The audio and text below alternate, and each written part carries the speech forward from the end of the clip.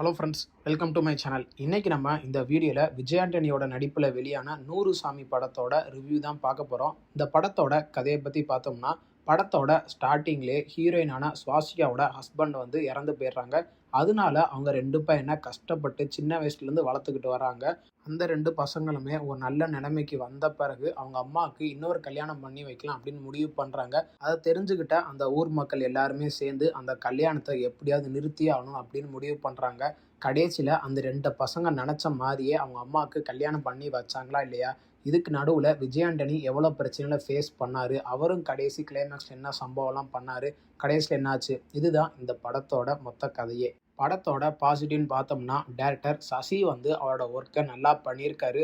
ஸ்டார்டிங்லேருந்து எண்டு வரைக்குமே கதையில் எங்கேயுமே குறை வைக்காமல் நல்லா கொண்டு போயிருக்காரு. அதே மாதிரி இந்த கதை வந்து கள்ளக்குறிச்சி பக்கத்தில் உண்மையிலே நடந்த ஒரு சம்பவத்தை தழுவி தான் இந்த படத்தை எடுத்திருக்காங்க. அதுக்கு தகுந்த மாதிரியே டைரக்டர் கடைசியில் சில கிளிப்ஸ்லாம் வச்சு படத்தை முடிச்சிருக்காரு. படத்தில் நடித்த எல்லா ஆக்டருமே அவங்களோட ஒர்க்கை நல்லா பண்ணியிருக்காங்க. முக்கியமாக விஜய் ஆண்டனி, சுவாசிகா, அஜய் இவங்க பண்ணுற அந்த காட்சி எல்லாமே நல்லாவே இருந்துச்சு. அதே மாதிரி அஜய் பண்ணுற அந்த பையனோட கேரக்டரை நல்லாவே கொண்டு போயிருக்காரு டைரக்டர். எதுக்குன்னா, கடைசி கிளைமேக்ஸில் அவர் வந்து ஒரு மிகப்பெரிய சம்பவம் ஒன்று பண்ணுவார். அது உண்மையிலே 2021 கொரோனா காலத்தில் நடந்த ஒரு சம்பவத்தை வச்சு கடைசி கிளைமேக்ஸில் ஒரு காமெடி சீன் இருக்கும். அதெல்லாம் டைரக்டர் வந்து அஜயை வச்சு நல்லா பண்ணியிருக்காரு. படத்தில் ஒர்க் பண்ண எல்லா டெக்னீஷியனுமே அவங்களோட ஒர்க்கை நல்லா பண்ணியிருக்காங்க. முக்கியமாக சினிமாட்டோகிராஃபர் வந்து அந்த அக்ரிகல்ச்சர் லேண்டு எல்லாத்தையுமே காமிச்சது உண்மையிலே நல்லா இருந்துச்சு. அதே மாதிரி கடைசி கிளைமேக்ஸில் அந்த ட்ரோன் ஷாட்டையும் நல்லாவே காமிச்சிருக்காரு. படத்தோட மியூசிக்குன்னு பார்த்தோம்னா, பாலாஜி ஸ்ரீராம் வந்து அவரோட ஒர்க்கை நல்லாவே கொண்டு போயிருக்காரு. ஒரு வில்லேஜுக்கு ஏற்ற மாதிரி எப்படி மியூசிக் போட்டால் நல்லா இருக்குமோ அதை நல்லாவே பண்ணியிருக்காரு. படத்தோட மியூசிக்குன்னு பார்த்தோம்னா, மியூசிக் டைரக்டர் பாலாஜி ஸ்ரீராம் வந்து அவரோட ஒர்க்கை நல்லாவே பண்ணியிருக்காரு. ஒரு ஃபேமிலி என்டர்டெய்னருக்கு என்ன தேவையோ அதை பேக்ரவுண்ட் ஸ்கோர் மியூசிக்லாம் வச்சு நல்லா கொண்டு போயிருக்காரு. படத்தில் பாட்டு எல்லாமே ஓரளவுக்கு நல்லாவே பண்ணியிருக்காரு மியூசிக் டைரக்டர். படத்தில் டைரக்டர் சசி வந்து கதைக்கு ஏற்ற மாதிரியே சில கிளிப்ஸ்லாம் வச்சு நல்லா கொண்டு போயிருக்காரு. அதே மாதிரி இந்த கதை வந்து உண்மை சம்பவத்தை தழுவி எடுத்தது அப்படின்னு கடைசி கிளைமேக்ஸில் ஒரு ஃபோட்டோ மாதிரி காமிச்சிருப்பாரு. அதெல்லாம் ஓரளவுக்கு நல்லாவே இருந்துச்சு. படத்தில் காமெடியாக இருக்கட்டும், எமோஷனாக இருக்கட்டும், லவ்வாக இருக்கட்டும், இதெல்லாம் எங்கேயுமே குறை வைக்காமல் ஸ்டார்டிங்லேருந்து எண்டு வரைக்குமே நல்லா கொண்டு போயிருக்காரு. கடைசி கிளைமேக்ஸில் எதிர்பார்க்காத மாதிரி ஒரு ட்விஸ்ட்டையும் வச்சு படத்தை முடிச்சிருக்காரு. அதெல்லாம் ஓரளவுக்கு நல்லாவே இருந்துச்சு. படத்தில் டைரக்டர் சசி வந்து சமூகத்துக்கு ஏற்ற மாதிரி சில கருத்தையும் வச்சு முடிச்சிருக்காரு.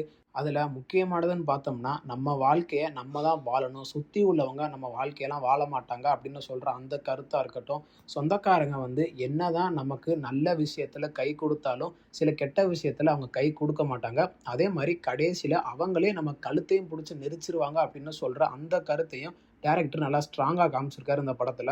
அதே மாதிரி டைரக்டர் வந்து கடைசி கிளைமேக்ஸில் வந்து ஒரு 2 பசங்க சேர்ந்து அவங்க அம்மாவோட எமோஷனை புரிஞ்சுக்கிட்டு ஒரு கல்யாணம் பண்ணி வைக்கிறனால அவங்க எவ்வளோ நல்லது அடைகிறாங்க.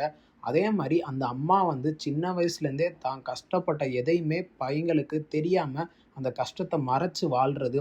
ஒரு சின்ன பிளாக் காஃபியை வச்சு இந்த டைரக்டர் அந்த கருத்தை நல்லா காமிச்சிருக்காரு. படத்தோட நெகட்டிவ்னு பார்த்தோம்னா, இந்த படத்தில் பெருசாக நெகட்டிவ்னு சொல்கிறதுக்கு எதுவுமே இல்லை. ஆனால் இந்த படம் வந்து ஒரு அண்டர்ரேட்டட் படமாக தான் அமையும். எதுக்குன்னா, நம்ம தமிழ் இண்டஸ்ட்ரியை பற்றி நம்ம சொல்லவே தேவையில்ல. அவங்க வந்து நல்ல படத்தை எதையுமே பெருசாக கொண்டாடவே மாட்டாங்க. தேவையே இல்லாத ஒரு படத்தில் நல்லா ஓட வச்சு கலெக்ஷனை கொடுத்து எல்லாம் பண்ணுவாங்களே தவிர, ஒரு நல்ல ஃபேமிலி என்டர்டெய்னர் படத்தெல்லாம் நம்ம தமிழ்நாட்டில் கண்டிப்பாக ஓட விட மாட்டாங்க. வெயிட் பண்ணி பார்த்தா தான் தெரியும் இந்த படத்தை வந்து தமிழ் மக்கள் வந்து அக்செப்ட் பண்ணுறாங்களா இல்லையான்னு. மற்றபடி இந்த படத்தில் பெருசாக நெகட்டிவ்னு சொல்கிறதுக்கு ஒன்றும் இல்லை. இந்த படத்துக்கு நம்ம கொடுக்குற ரேட்டிங் பார்த்தீங்கன்னா 10க்கு 8.3 கொடுக்கலாம். இந்த படத்தை தாராளமாக ஃபேமிலியோட வீக்கெண்டில் தேட்டரில் பார்த்து என்ஜாய் பண்ணுங்கள். இந்த வீடியோ உங்களுக்கு பிடிச்சிருந்தா மறக்காமல் நம்ம சேனல் லைக் பண்ணி, கமெண்ட் பண்ணி, ஷேர் பண்ணுங்கள். மறக்காமல் நம்ம சேனலை சப்ஸ்கிரைப் பண்ணி பக்கத்தில் இருக்க பெல் பட்டனை கிளிக் பண்ணி விட்ருங்க. தேங்க்யூ ஃபார் வாட்சிங் திஸ் வீடியோ.